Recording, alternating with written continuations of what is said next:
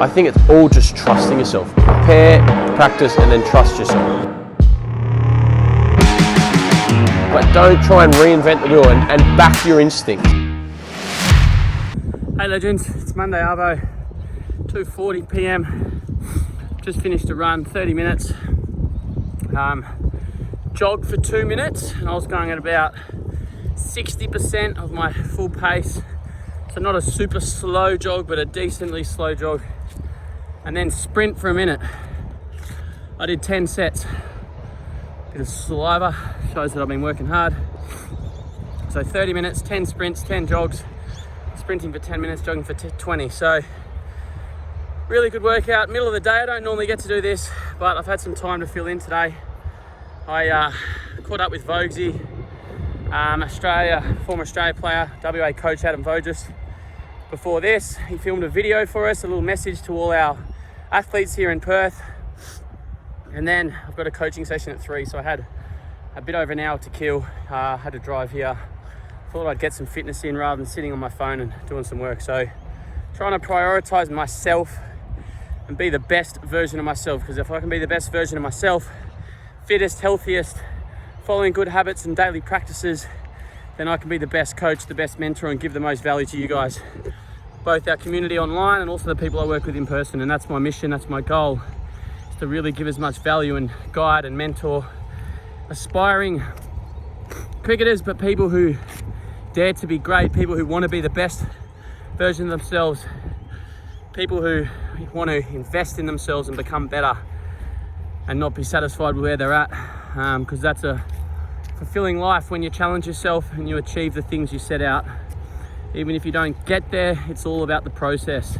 It's all about the journey to get there. That's where the beauty lies. As I was running, I was listening to an awesome podcast, which should be showing here now.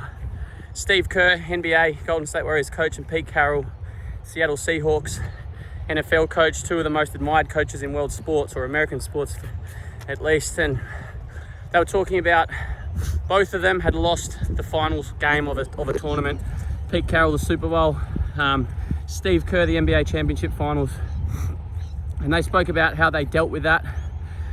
And Steve Kerr said a really profound thing, and something that we preach to our athletes about. It's the process that you love. It's the process that you remember. It's the memories with your teammates. It's not the ring. It's not the trophy. Yes, winning's amazing. Winning's incredible. That's what we all set out to do. That's what we all want to do when we're in team sports.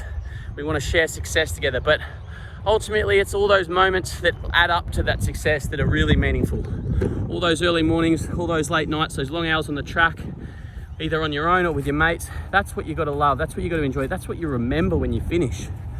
And then if you do it well enough, you do it long enough, maybe there's success at the end of it. But I think that's a beautiful message for anyone watching this. And if you're watching this, it tells me you're not here just for entertainment. It tells me you're here to get better. It tells me here to be your best. So I really encourage you, focus on your process. Focus on being the best version of yourself. And the results, the runs, the wickets, the trophies, the awards, the selections, they'll look after themselves. But if you focus on the results and you're too desperate to get there, you're going to miss things. You're not going to be your best self. And that's what we've got to strive to be, our best self. If that means we're good enough, awesome. If it doesn't, you can then have no regrets. You can sleep well at night knowing you gave it everything. So I hope this message inspires a few of you to go out, get it done. It's just about showing up. I love the Lionel Messi quote that he wrote on Twitter the other day, which we've shared. It took me 17 years, 1 month and something to become an overnight success. I turned up early, I stayed late. There is no such thing as overnight success. It's about putting in the work and just getting it done. Go and get it, legends. Job, boy.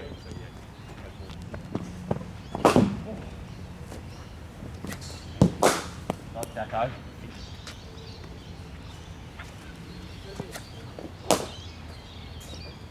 Yeah, the same one last time to outside. Getting right back onto the Gather.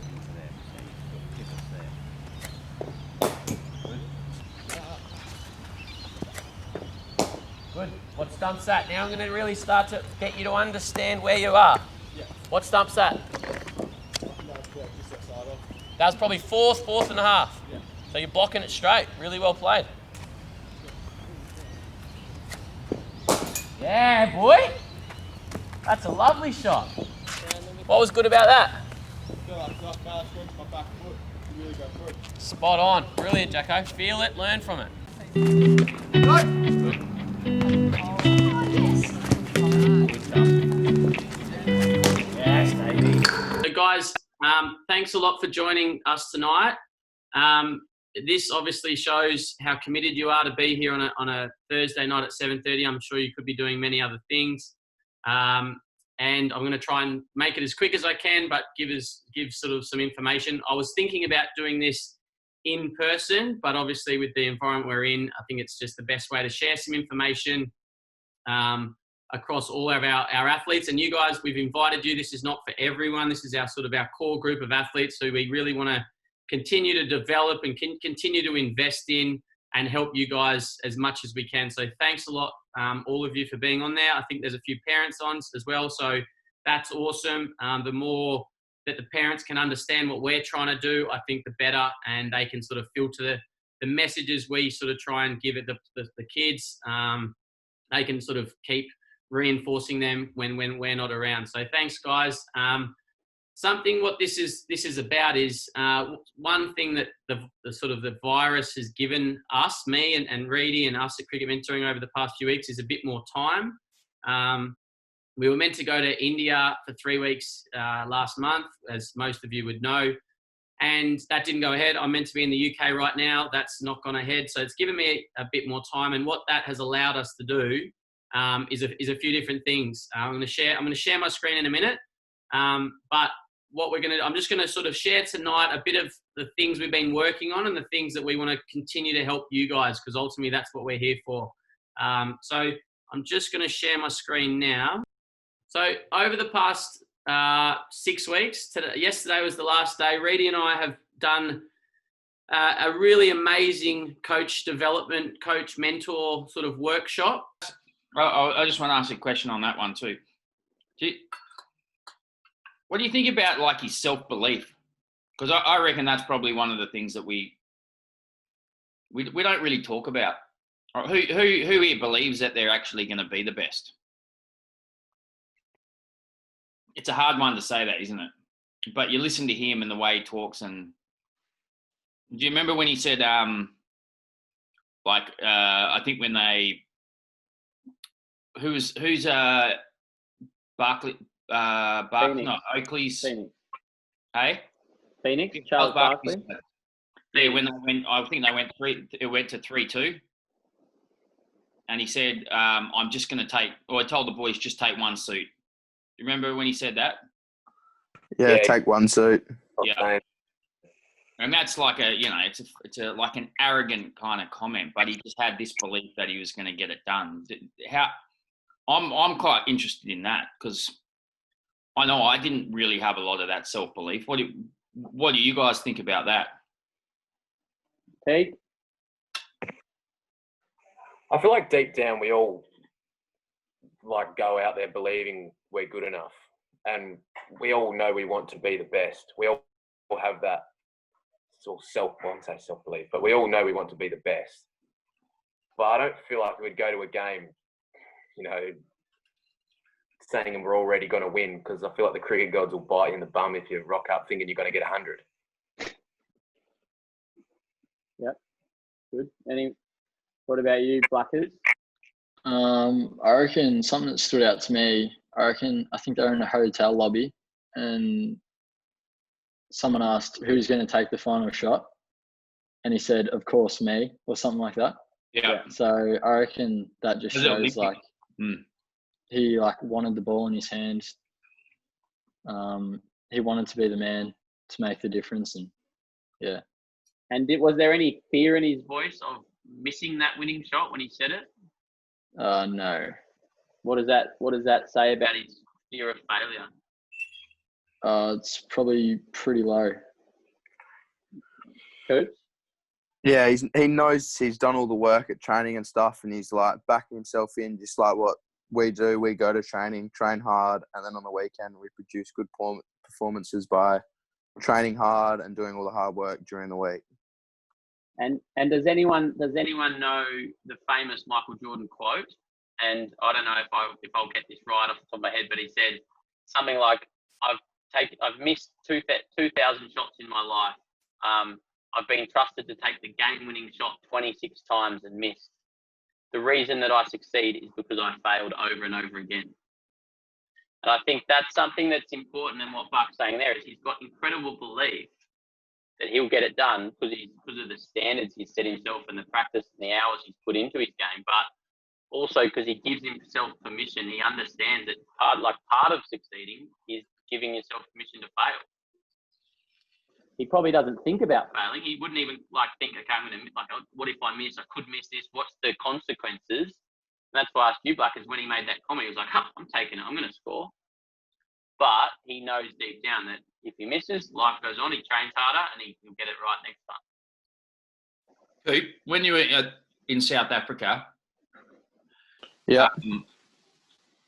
Did you go through periods there where you believed you weren't good enough to be in that side? Yeah, I did. Through the first few games, and I wasn't training the best, so I was sort of getting real uptight with myself. Am I good enough to be here? But then I had a chat with you before one of the games, and you said just go out there and bat in the nets, just bat with freedom. Don't worry about anyone else. And went out there and had the best net session I've had in a while. Right. And then you played in. So what was there was that moment? Were there any other moments or things that kind of stood out to you? Well, obviously the last game, starting off slow, just putting back in mind, are these boys too good for me? But sort of building into my innings and then ending up what I did just made me believe I'm good enough to be here. Anyone have any kind of examples, thoughts around that? Moments maybe where they've thought, you know what, I'm not good enough to be here. And what about? I can relate to that. At 19s, after the New South Wales game, I reckon it was 4 fails in a row, and I was pretty down. Then you had a chat to me. Then I think the next game I made a 50 against WA. I reckon that really helped. You sort of said, take every run as a positive.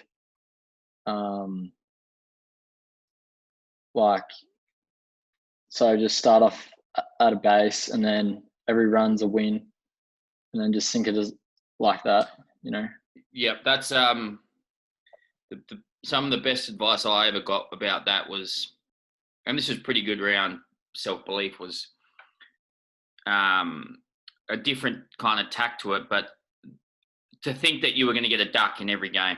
Just go, okay, well, I'm going to get a duck.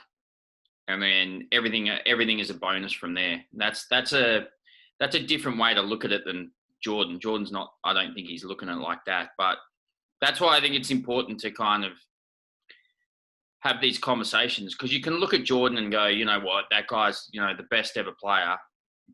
But you guys don't have to do it that way either. That's not the only way to go and do it. So how are you guys finding self-belief? So that might work for you, Liam, but what about you, Teague? Any moments where you've just gone, oh mate, no, not good enough, and then something's happened and you thought, actually, I can do this? There was one moment over East at the 15s last year, and we were playing against New South Wales, and I failed in the first game. I hadn't made any runs over East in any big tournaments. And I think I whacked this cover drive off Salsey. And then I was just I kind of got this feeling of belonging that I do belong there. And then I went and got a few runs after that. But that one shot kind of just changed my mentality. And I had a chat to Scolls at lunchtime before that day. And he kind of just said, look, you're one of the better players here. Just go out there and bat. So And that was how did you do it? Sorry? How did you do it? Because it's easy to say it, but how did that? Fear of getting out. That was probably the biggest one. I kind of just, like Jordan said, don't worry about missing the shots. You just go out there and you know you're good enough. So Okay. Jakey? For me, it'd probably be playing first grade. I debuted the second half of the season a couple of years ago and averaged 4, and just that whole winter just felt awful. And it wasn't until this season, once we got back into the 17s, a couple of players were leaving for the 19s, and our coach said, "You batted 3," and really, it was just his words that really backed me in. And that game, first game back in, couple straight drives to get off mark, made 47 against Scarborough, and it was basically there where I felt I can sort of go further in this grade and even higher. Nice. Jakey? It's probably at the start of this last season when I got selected in 2s, and I didn't really score many runs until I think it was the 4th game against Scolls, where I batted for a long time. I think it was over 200 balls, and I made 50. And that's probably when my belief kicked in that I can play 2s and maybe even play 1s by the end of the season, which I did. And that innings there is when after the game, the captain was everyone was talking about me, how slow my strike rate was and stuff. But then the captain was like, "That's seriously how we need to bat in long formats," and that sort of just really boosted my confidence. That he said that everyone in that room needs to be batting like me, and that sort of just gave me so much belief. Nice. It's amazing how a couple of conversations, you've all mentioned a conversation from someone else, which has sort of given you a feeling that's allowed you to go and express yourself a bit more. Fascinating.